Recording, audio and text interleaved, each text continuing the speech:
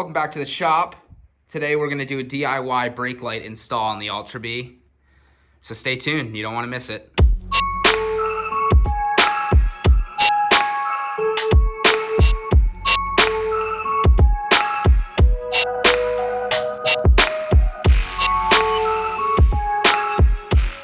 So starting off, you're going to want to get yourself a set of wire strippers so you can strip wires. The second thing you're going to want to get is some way to solder wires together. This is my preferred method.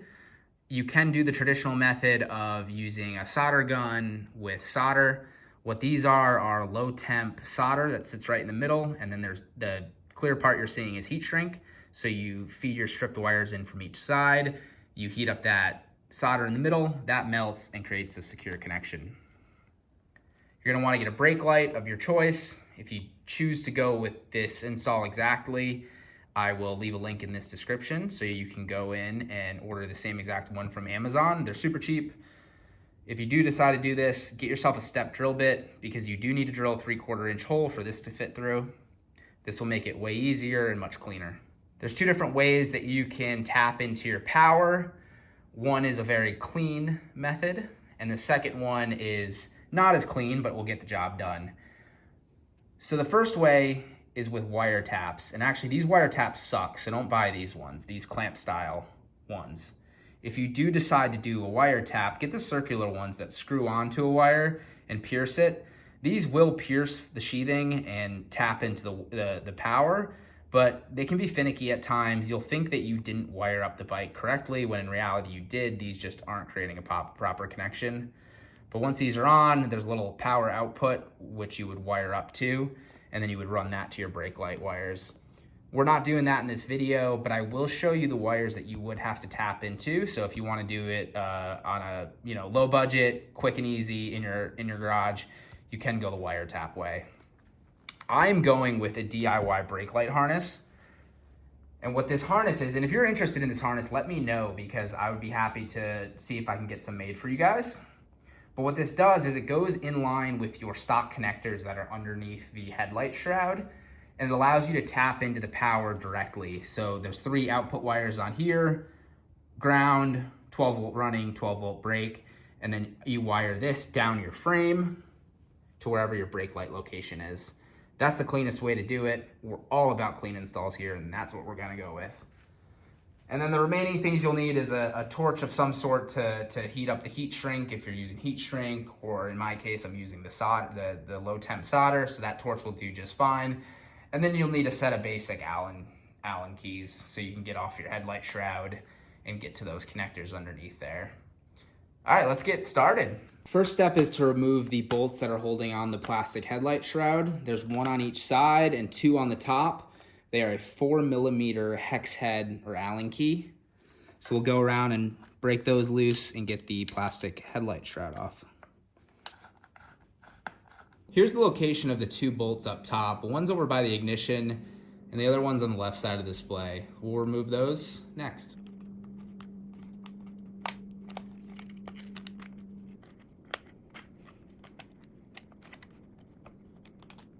With the bolts removed, you can now get your headlight shroud out of the way. There's a little plastic trim piece that you'll put back on when you reinstall the shroud. But this gives us access now to where the connector is that we're gonna tap into. So in my case, with the harness that I have, I don't need to worry about tapping into any wires. I simply just unplug this, plug in those 2 connectors, and run the harness down the frame of the bike to the brake light. But I will show you exactly which wires that you would have to tap into. So the first 2 wires you're looking at here is one is a solid green wire and one is green and yellow. The green wire is your ground. The green and yellow wire is your brake switch signal. So that is the wire you are going to tap into. So when you apply your brakes and actuate the switch, the signal, the 12 volt signal, is going to be coming out of this and going into the brake light wire on your brake light. The third wire that you need to get to is in the middle, but if you cut that sheathing, you should be able to easily get to it, but it's a solid black wire. And that solid black wire is your constant 12 volt power. So that'll go to your tail light as the running light. For me, I have it much easier with this harness. And what this does is wires in line with these stock connectors. So you'll plug it in to one side, then you'll plug in the other connector here. So what this acts as is just an extension or a jumper, and then there's 3 wires that come off this that I'll wire or run down the bike to the taillight. Just like that, and then I'll run this down the frame.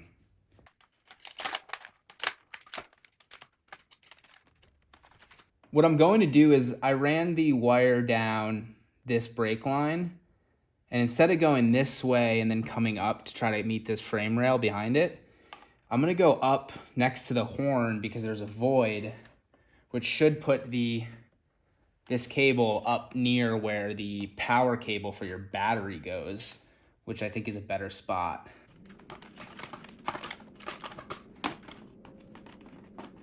All right, just like that.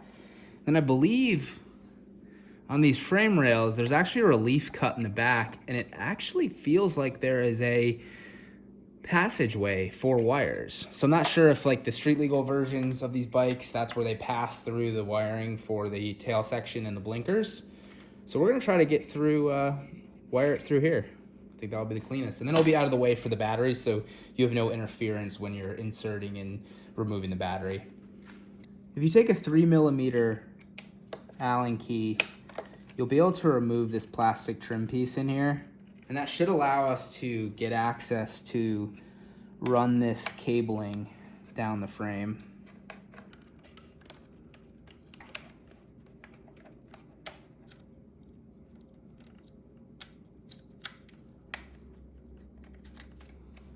All right, the wire's coming out down there. I was gonna try to turn it up and come this way and go across, but I actually see a different passage. So if you look down here where your brake lines go, I'll move this out of the way, there is a little bit of a passage right through here. You can see the light. So I'm gonna run this, I'm gonna continue to follow this down the frame, and then we're gonna go right through that. It'll come out. See if I can sneak you guys back in there. It'll come out through that down there. We'll run it up the side frame behind here, and then it'll go inside behind the plastic and pop out over here. I'll show you the other side for reference. So it'll come up the frame and then out up here.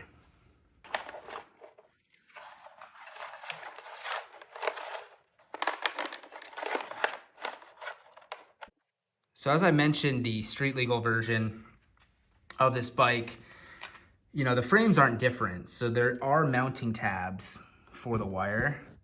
Try to get you guys focused on there. But so, and you'll see this, you'll see what I'm talking about in person, but there's a little notch here for that will take a zip tie. And then so you can zip tie this wire right to it. For the mounting hole, you can choose any location you want for whatever tail light you get. For this specific one, this circular marker style light, I thought it would be best to put it right here. This is for off-road use only, so I'm not worried about visibility. Yes, I do think it will probably get caked up in mud, but we'll see if that's a huge problem when we're on the trail. For this marking of where to do it, I use a caliper.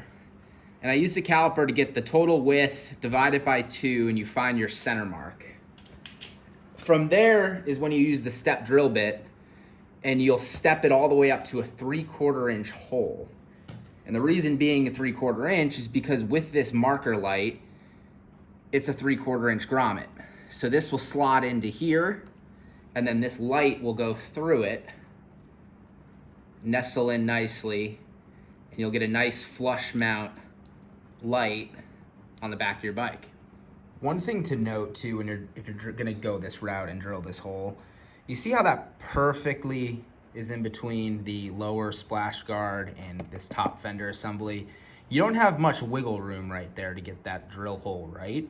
So you just want to be really careful, because you don't want to drill a hole and then be behind this or be too low, and you know, then you're going to be drilling through a bunch of different things. So when you're doing it, just take note of where I did it, just right above that line. So basically when you drill a 3/4 inch hole, the bottom of that hole is almost touching that bottom splash guard and you'll be good.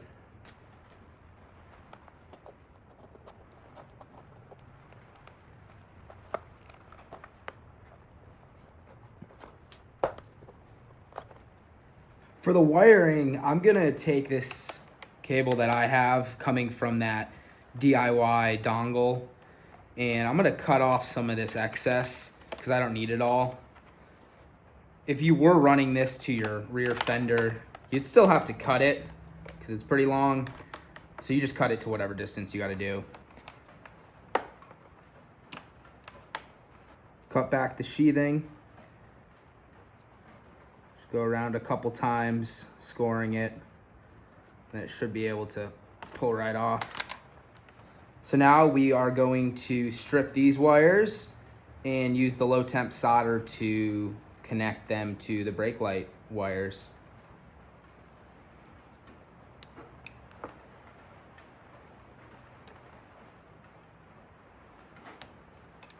Black from the harness goes to white on your brake light.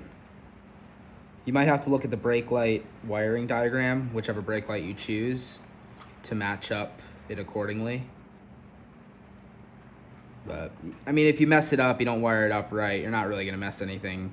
It's just going to not work.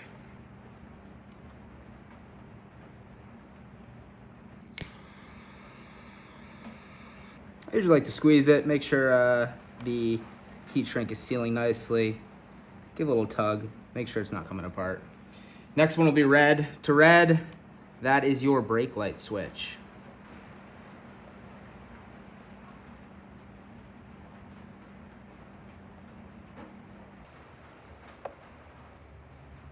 And my torch is out of gas.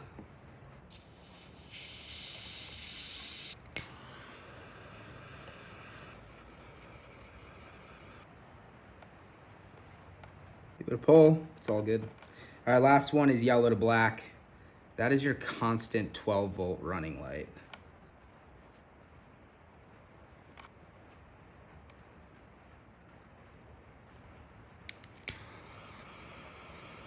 I like to start at where the solder is, get that nice and hot, let that start melting, and then you can move on to the tail ends where the heat shrink will encase the old wires.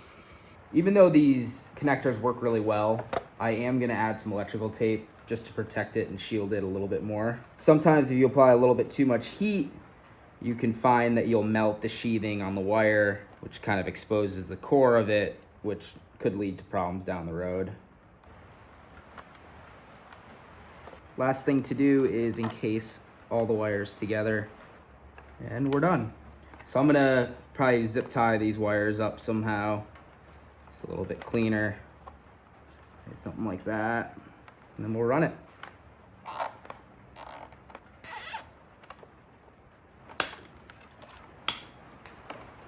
Just like that, you have a nice tidy setup underneath your seat. You could clean this up a little bit more. I'm gonna leave it like this. All right, let's test it out.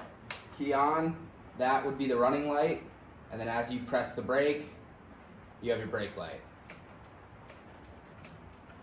There you have it, a DIY brake light for the Surron Ultra Bee. The install is pretty straightforward. It does take a little bit of time, but it's not too intimidating. If you guys haven't done anything wiring related, this would be a fun little project to get your feet wet, especially now that you will know which wires are which. In the description of the video, I'll leave a comment on which wires you need to tap into and their corresponding colors. From there, you just run the wires to your location of choice. If you guys are interested in this harness, let me know. I'll see if I can get some made up for you. This isn't mandatory, but it does make the install a little bit easier and a little bit cleaner, but it's not mandatory. Hope you guys enjoyed this video. Hope you guys learned something new. If you have any comments or questions, leave them down below the video and I'll be happy to answer them. Thank you for tuning into this week's episode, and we'll catch you in the next one.